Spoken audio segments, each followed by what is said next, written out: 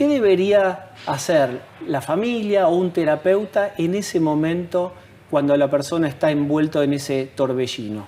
I mean, what can someone say? Well, it's very different what a parent can say and what a therapist can say.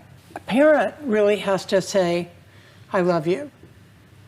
And no matter what anyone else has said about you, it may have made you so unhappy, they're wrong about you.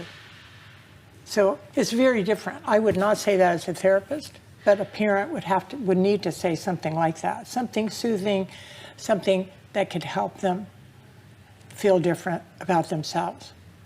I'll give you an example of what goes on with kids who say things like, you're just so fat, why don't you just go ahead and kill yourself? Or, look at your nose, you should kill yourself. Why don't you think about that? And 25, 35, 55, 100 other things which get said to these children.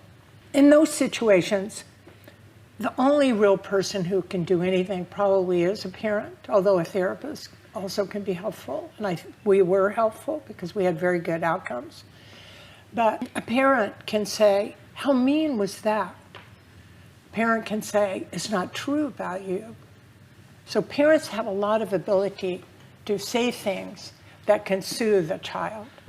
Therapists don't have as much. Therapists can say things like that, but not as powerful as a parent can say.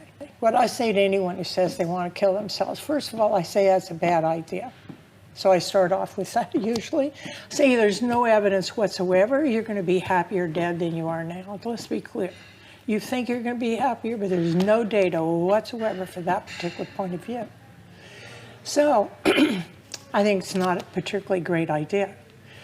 So then I usually then move to, what is it in your life that's making life feel like it's not worth living? Let's figure that out. What's not making your life feel as if it's worth living?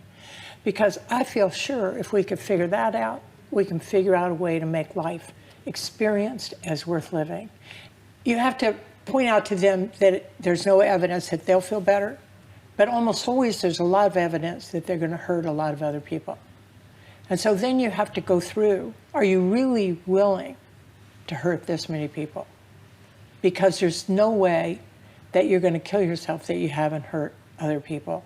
The average client will immediately say, no one cares about me, no one cares if I'm dead or not. And so you have to be able to, you have to be a salesperson to be a good therapist. And therefore you have to be a good salesperson that is not true.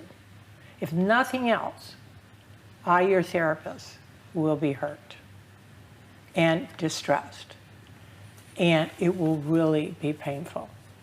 If nothing else, think of me. But in general, you've got to sell them on the idea of people that they love are going to be hurt. After you say all of that, you then have to say, let's give it a try. Let's see if we can make your life feel as if it's worth living. Why don't we take a try at that? You can always kill yourself later, but you can't unkill yourself if you do it. So let's try first building a life worth living and see how that goes.